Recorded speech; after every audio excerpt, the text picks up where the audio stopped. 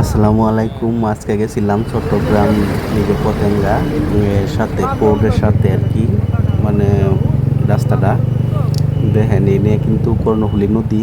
আমরা কর্ণফুলী নদীর পাড়ে যে পিচ রাস্তা আছে বিশ্ব রোড বলতে একটা মিনি রোড আর কি, যেটা মনে করেন বাস টাক সব কিছু চলে। চট্টগ্রাম খুবই উন্নত জায়গা, সব রাস্তাঘাটই কিন্তু মোটামুটি বড় আছে।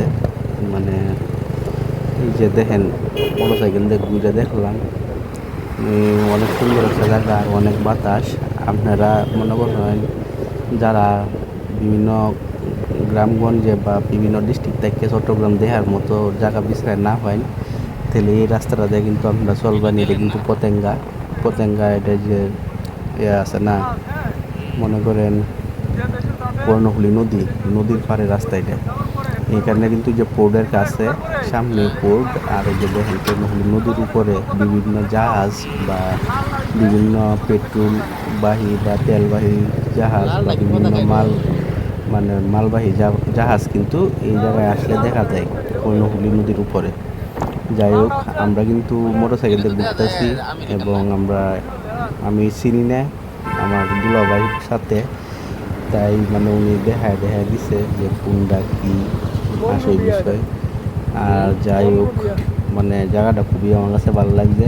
আমি আরও আমি এই জায়গাতে, কিন্তু এখানে আমি দেখানোর চেষ্টা করতেছি যে এই যে ভিতরে যা কিছু দেখতে পাচ্ছেন সবই কিন্তু নদীর উপরে, মানে জাহাজ বা যে বাসার মতো দেখা যায়, এটা কিন্তু সবই নদীর উপরে জাহাজ বা তেল কনভয় করে, ঠিক আছে, এইসব জিনিস আর কি।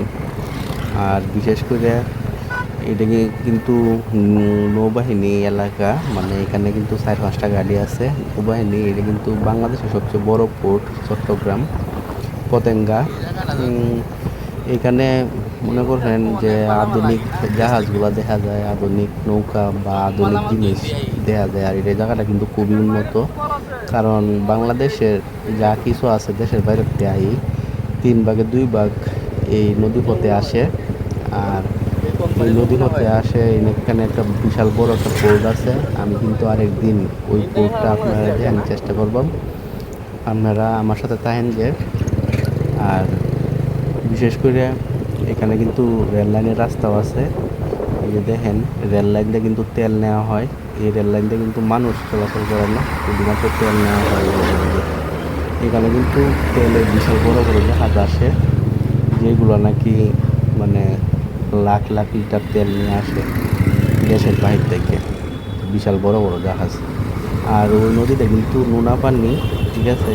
আমরাও কিন্তু ওই নদীতে মানে গোসল করি নাই, কিন্তু পানি মানে পারছি বা হাতাইছি, মুখে নিয়ে দেখছি বিশাল নোনা পানি। আর এই জায়গাটা কিন্তু প্রচণ্ড বাতাস এবং আছে শীতল শীতল ভাব, এরকম একটা বিষয় আছে মানে জায়গাটাতে। আর এখানে শুধু খালি কারখানা আর কারখানার অভাব নাই। এইটার নামই চট্টগ্রাম মানেই কারখানা। সবাইকে অসংখ্য ধন্যবাদ। সবাই আমার পাশে থাকবেন, অসংখ্য ধন্যবাদ।